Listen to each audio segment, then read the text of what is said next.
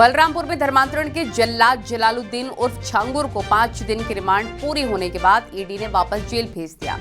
5 दिनों में पूछताछ के दौरान छांगुर ने ईडी को कई ऐसे क्लू दिए हैं जिनमें विदेशी लेन देन से लेकर नवीन रोहरा और नीतू उर्फ नसरीन से जुड़ी जानकारी भी है। छापेमारी के दौरान ईडी को जिन खातों में रकम जमा होने की जानकारी मिली है, अब उसकी पड़ताल के लिए नवीन रोहरा उर्फ जमालुद्दीन को भी रिमांड पर लेने की तैयारी है। देखिए।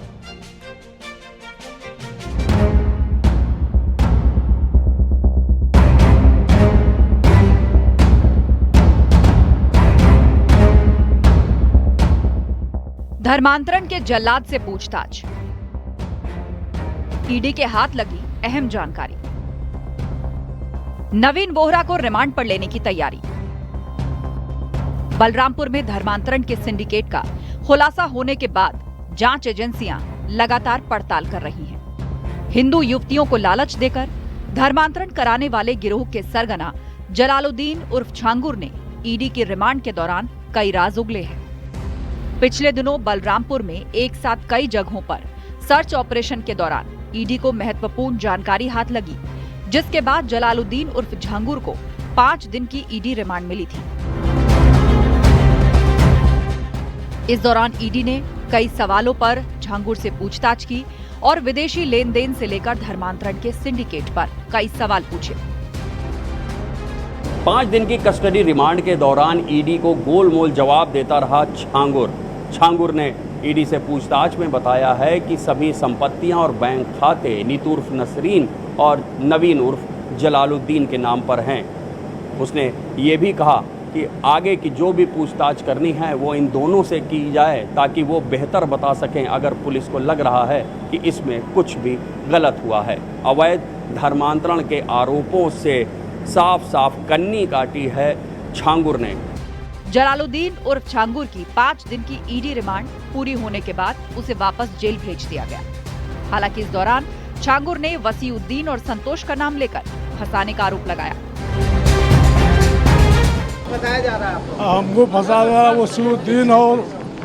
वसीउद्दीन, मोहम्मद अहमद और संतोष सिंह। ये तो क्यों फंसा रहे हैं आपको? ये फंसा रहे हैं, पैसे के मांग कर रहे हैं 60 लाख रुपया।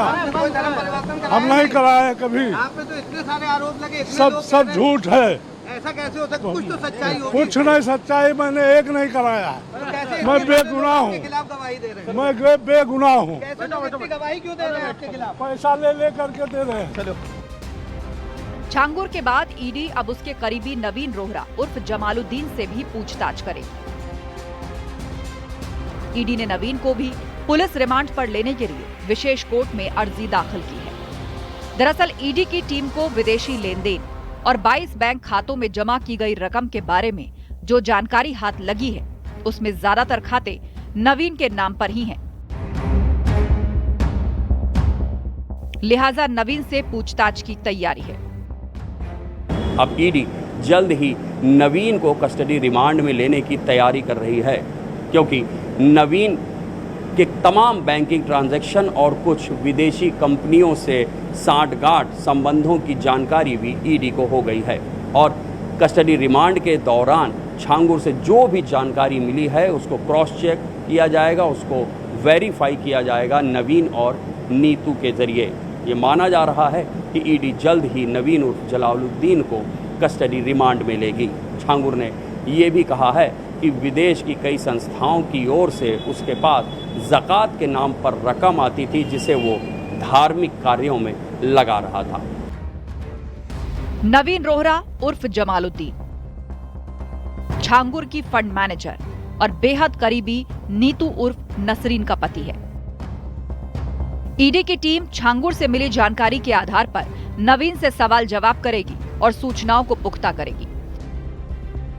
जाहिर है जांच एजेंसियों का शिकंजा छांगुर के सिंडिकेट पर कस रहा है और धर्मांतरण के जल्लाद की परतें खुलती जा रही हैं। लखनऊ से ऋषभ मणि त्रिपाठी के साथ bureau report, news 18 Uttar Pradesh Uttarakhand.